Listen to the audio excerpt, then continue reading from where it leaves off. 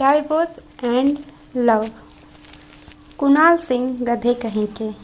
रोशनी के वापस वार्ड में आने पर कुणाल उसे बताता है कि वार्ड में पहले से ही वॉशरूम था।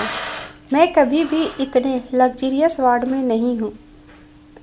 भला मुझे कैसे पता चलेगा कि यहाँ पर वॉशरूम भी है। और हाँ, मैं घर जा रही हूँ वापस, रोशनी कुणाल से कहती है। रोशनी का दिमाग डॉक्टर की बातों से भर गया था, पर वो जानती थी कि वो नरम नहीं हो सकती थी। क्या तुम आज रात वापस आओगी? कुणाल रोशनी से पूछता है। उसकी तबीयत खराब होने के कारण अभी शादी को कुछ और दिन टालना पड़ेगा। उसे कुछ और दिन इस हॉस्पिटल में रुकना जो था। उसके पेट में अभी बची बहुत से प्रॉब्लम थे, इसलिए डॉक्टर ने उसे सख्ती से अभी आराम करने के लिए कहा था। नहीं पता, मेरे मूड पर डिपेंड करता है। रोशनी ने इतना कहा और वो बिना कुणाल को देखे उस वार्ड से बाहर निकल गई। कुणाल, मैं फिर से तुमसे प्यार नहीं कर सकती, रोशनी ने अपने आप से ही कहा। कुणाल ने जाती हुई रोशनी की पीठ को देखा और उसके मन में तरह तरह के विचार आ रहे थे। रोशनी सच में काफ़ी मजबूत हो चुकी थी और अब वो पहले वाली रोशनी नहीं रही थी। उसका स्वभाव पूरी तरह से बदल गया था। उसके बाद रोशनी दोबारा कुणाल से मिलने नहीं आई। उसने कुछ दिनों तक खुद को अपने अपार्टमेंट में बंद कर लिया था। संजय ने भी रोशनी के अपार्टमेंट के नीचे उस रेड मेम्बेक कार को पार्क कर दिया था और वो वहां से चला गया था।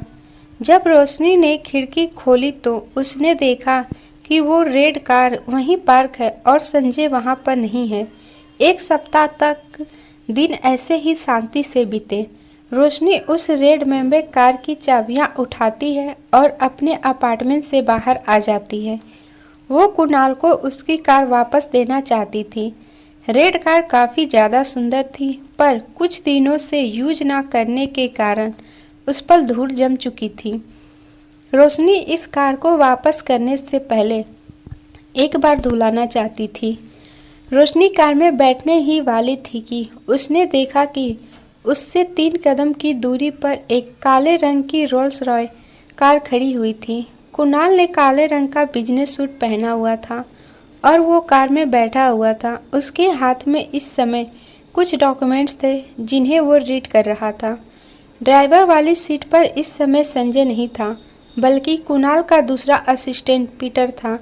पीटर एक अमेरिकी था और वो काफ़ी अच्छे से अपने काम को करता था।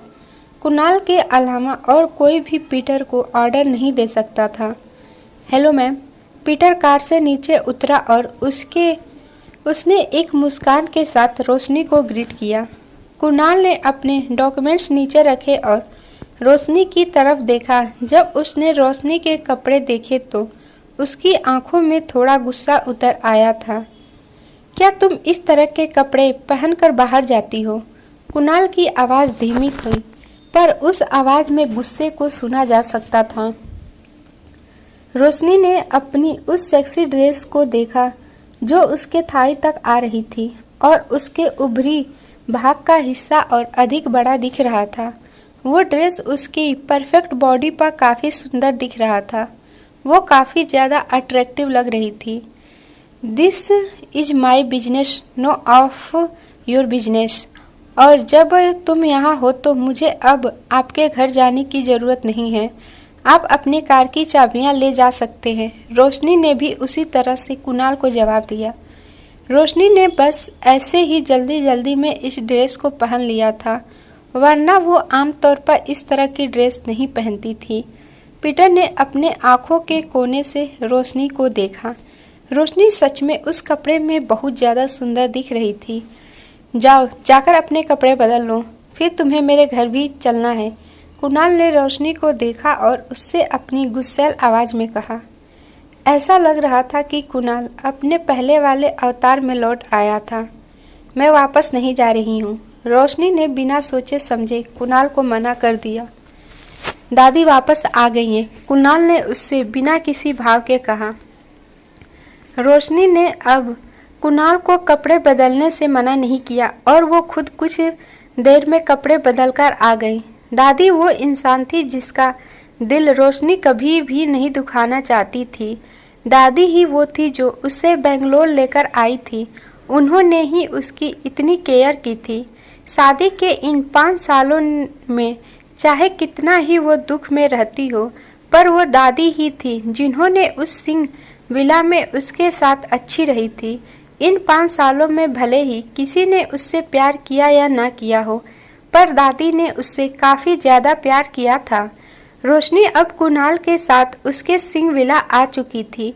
जब वो कुणाल के साथ ऊपर जाती है, दरवाजा खुला हुआ था, इसीलिए उसे अंदर क्या बातें हो रही थी आसानी से सुनाई दे रही थी।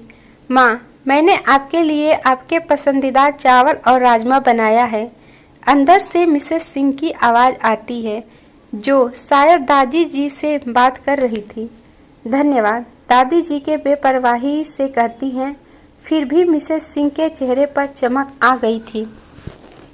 कुणाल ने रोशनी को अपने साथ अंदर खींच लिया और दादी का ध्यान अपनी तरफ करने के लिए उसने उनसे कहा, दादी, मैं आ गया हूँ। क्या रोशनी आ गई है? दादी, जिन्होंने अभी अभी थकावट के मारे अपनी आंखें बंद कर ली थी, जल्दी से अपनी आंखों को खोलते हुए खुशी से कुणाल से पूछा। हाँ दादी, रोशनी आ गई है, कुणाल ने दादी के सवाल का जवाब देते हुए कहा। जल्दी से दादी के पास आओ, दादी रोशनी को अपने पास बुलाते हुए कहती हैं।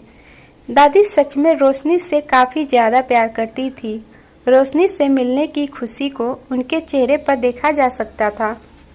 दादी, मैंने आपको बहुत मिस किया, रोशनी इतना कहती है और दादी जी के पास जाने लगती है। दादी जी जल्दी से रोशनी का हाथ पकड़ लेती हैं और मिसेस सिंह को दूर ढकेल देती हैं। मिसेस सिंह नाराज थी, पर उन्होंने कुछ भी कहने की हिम्मत नहीं की और वो चुपचाप खड़ी हो गई, पर वो उस रूम में नहीं गई थी। रोशनी, तुमने अपना वजन कम कर लिया, तुम अपना अच्छे से ध्यान नहीं रखती हो। क्या इस नालायक ने तुम्हें परेशान किया? इस समय दादी जी ने रोशनी का हाथ पकड़ा हुआ था और वो प्यार से रोशनी से बात करते हुए कुणाल को घूरते हुए रोशनी से पूछ रही थी। नहीं दादी, ऐसा कुछ नहीं है। आपको ऐसा इसीलिए लग रहा है क्योंकि आप मुझसे बहुत ज़्यादा प्यार करती हैं और बहुत दिनों बाद भी देख रही हैं। रोशनी ने अपने चेहरे पर एक छोटी मुस्कुराहट लाते हुए कहा। मेरी प्यारी बच्ची, अगर मैं तुमसे प्यार नहीं करूंगी तो कौन करेगा? दादी जी ने मिसेस सिंह और उन्हीं के साथ खड़ी दिशा को देखते हुए रोशनी से कहा। दादी जी की उन नज़रों को देखते हुए मिसेस सिंह अपना मुंह बना लेती हैं। रोशनी बस मेरे साथ रह सकती है, बाकी सब जा सकते हैं। दादी जी सबको भगाना चाहती थी, रोशनी के अलावा। माँ, दिशा भी यहीं रहेगी आपकी केयर करने के। इससे पहले कि मिसेस सिंह अपनी बात पूरी कर पाती, उन्हें अपने ऊपर दादी जी की तेज नजरें महसूस हुई। उनकी उन आंखों को देख मिसेस सिंह ये भी भूल गई कि आखिर वो कहने क्या वाली थी। मिसेस सिंह को इस बात का डर था कि कहीं रोशनी उनसे उनकी और दिशा की शिकायत न कर दे, इसीलिए वो दिशा को रोशनी के ऊपर नजर रखने के लिए यहाँ छोड़ना चाहती थी। पर दादी जी की घूरती नजरों को देखकर वो तुरंत दिशा का हाथ पकड़ती हैं और उसे खींचते हुए ही अपने साथ ले जाती हैं।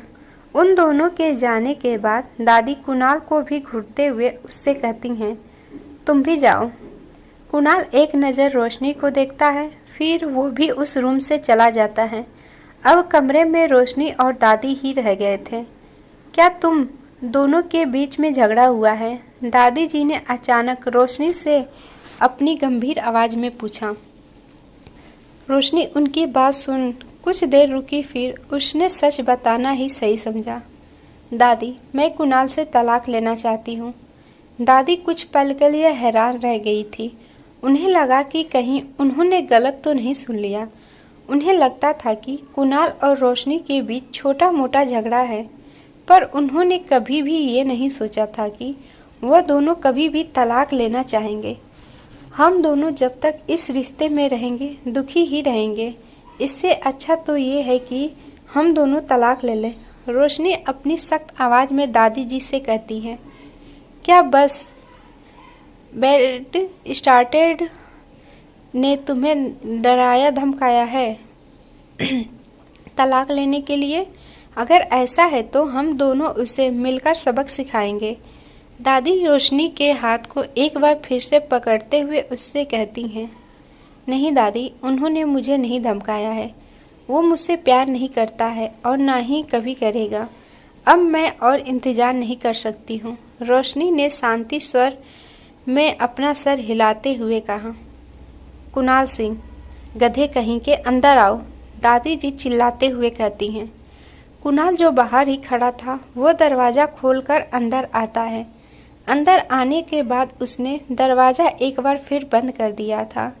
इससे पहले कि वो आगे बढ़ता उसे एक बार फिर से दादी डांटते हुए कहती हैं, घुटने टेको। कुणाल ने आज्ञाकारी बच्चे की तरह दादी की बात मान ली और घुटने टेक दिए। रोशनी ने सोचा नहीं था कि दादी इतना ज़्यादा गुस्सा हो जाएंगी। वो उठने को होती है कि दादी उसका हाथ पकड़ लेती हैं और उससे काफ़ी प्यार से कहती हैं, बैठ जाओ। अभी दादी का लहजा रोशनी से बात करते समय काफ़ी अलग था। उन्होंने कुणाल की तुलना में रोशनी से काफ़ी बेहतर व्यवहार किया था।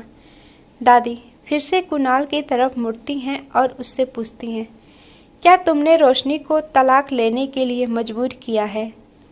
दादी इस समय अपनी गुस्से से भरी आवाज में कुणाल से बात कर रही थी। दादी ने जब से रोशनी को गोद लिया था तब से उन्होंने रोशनी को अपनी सगी पोती ही माना था। जब उन्हें पता चला था कि रोशनी कुणाल से प्यार करती है तब उन्होंने उन दोनों की शादी करा दी थी ताकि वो उन दोनों को करीब ला सके।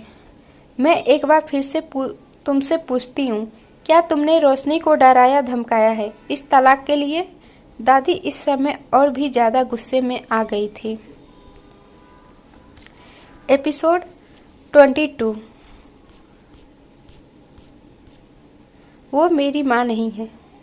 कुणाल एक नज़र रोशनी पर डालता है और कहता है, नहीं, बकवास। अगर तुमने उसे धमकाया नहीं है तो फिर वो तलाक क्यों लेना चाहती है? इतने कहते हुए दादी अपनी बेड से उठ गई और उनकी साइड में उनकी जो छड़ी रखी हुई थी उसे उठाकर कुणाल के पास जाकर कुणाल को छड़ी से मारा। कुणाल को छड़ी काफ़ी जोर से लगी थी पर फिर भी उसने उसे सहन कर लिया। मैं उसे डिवोर्स देने के लिए तैयार नहीं हूँ, कुणाल ने काफ़ी शांत आवाज़ में दादी जी से कहा। बाहर जाओ और मंदिर के सामने में घुटने टेको। दादी जी इस बार सीधा बाहर जाने के लिए कह दिया था। ठीक है दादी, कुणाल ने जवाब दिया और वहाँ से चला गया। रोशनी, मैं जानती हूँ कि कुणाल लोगों की भावनाओं को नहीं समझ पाता है, पर फिर भी तुम दोनों हस्बैंड वाइफ हो। तुम दोनों की लाइफ में काफ़ी रुकावटें आएंगी और ये रुकावटें तुम दोनों की ज़िंदगी में आती ही रहेंगी। कुणाल के जाने के बाद दादी सोफे पर बैठते हुए रोशनी का हाथ पकड़ उससे अपनी गंभीर आवाज़ में कहती हैं। रोशनी कुछ बोलने ही वाली थी कि दादी उसकी बात बीच में ही काटते हुए कहती हैं, वो दुष्ट कुणाल मुझे इस बार तुम दोनों की शादी के लिए वापस लेकर आया था। मैं जानती हूँ कि उसकी सौतेली माँ आपके साथ अच्छा व्यवहार नहीं करती है और वो दिशा उस दुष्ट को हमेशा ही से अपनी तरफ आकर्षित करती रहती है। इसलिए मैंने इस बारे में सोचा है। दादी अपनी बात कहते रुक गई, फिर एक गहरी सांस ली। इस शादी के बाद मैं उन दोनों को कहीं बाहर ले जाऊंगी और मैं कुणाल को तुम्हारे साथ और अधिक समय बिताने के लिए कहूंगी। दादी अपनी कंटिन्यूसी बात करते हुए रोशनी से कहती हैं। रोशनी अब आगे कुछ नहीं कहती है क्योंकि अब वो समझ चुकी थी कि दादी नहीं चाहती कि वो कुणाल को तलाक दे। मुझे पता है कि तुमने बहुत कुछ सहा है, मैं अब वापस नहीं जाऊंगी। अगर कुणाल कभी तुम्हारे साथ बुरा व्यवहार करेगा तो मुझे बताना, हम दोनों मिलकर उससे सबक सिखाएंगे। दादी रोशनी से उसी तरफ हाथ पकड़े हुए कहती हैं। रोशनी दादी के इतना कुछ कहने के बाद भी चुप रहती है। दादी रोशनी के इस दृढ़ संकल्प को देखती हैं और मन ही मन कुछ सोचने लगती हैं। रोशनी अब घर जाना चाहती थी। उसकी आंटी अभी भी घर पर ही थी और वो उसका इंतजार कर रही थी। दादी जानती थी कि रोशनी की आंटी रोशनी का इंतजार कर रही होंगी, इसीलिए वो भी उसे नहीं रोकती हैं। राजेश रोशनी के जाने के बाद दादी जी बटलर को बुलाती हैं। बटलर वहाँ आता है। राजेश मैं तुमसे ये जानना चाहती हूँ कि मेरे यहाँ न रहने के दौरान यहाँ क्या क्या हुआ था। दादी जी सोफे पर बैठते हुए बटलर से पूछती हैं। बटलर यहाँ सालों से काम कर रहा था। वो बीना जी ही थी जिन्होंने उसे यहाँ काम पर रखा था, यह देखते हुए कि वह तेज तर्रार और काबिल था। बीना जी मिसेस सिंह ने हमेशा उसके साथ अच्छा व्यवहार किया था। नहीं, कोई बड़ी बात नहीं हुई थी मैडम, बटलर दादी जी से झूठ बोलते हुए कहता है। बीना जी मिसेस सिंह का रोशनी के लिए मुश्किलें खड़ी करना सिंह परिवार में पहले से ही एक नॉर्मल बात बन चुकी थी। इसके अलावा दादी 5 सालों के लिए कहीं चली गई थी। इस बीच में वो कभी भी वापस नहीं आई थी। ऐसे में वीना ने ही इस पूरे विला को संभाला था, इसीलिए सभी उनकी बात मानने लगे और रोशनी को नज़रअंदाज करना शुरू कर दिया था। मुझसे झूठ बोलने की कोशिश मत करो। अगर कुछ नहीं हुआ है तो रोशनी ऐसे अचानक से तलाक क्यों लेना चाहती है? दादी बटलर को अपनी ठंडी आंखों से घूरते हुए उससे कहती हैं। दादी जी कोई बड़ी बात नहीं है। यंग मैडम का मिसेस सिंह और दिशा मैम के साथ बहस होना आम बात है।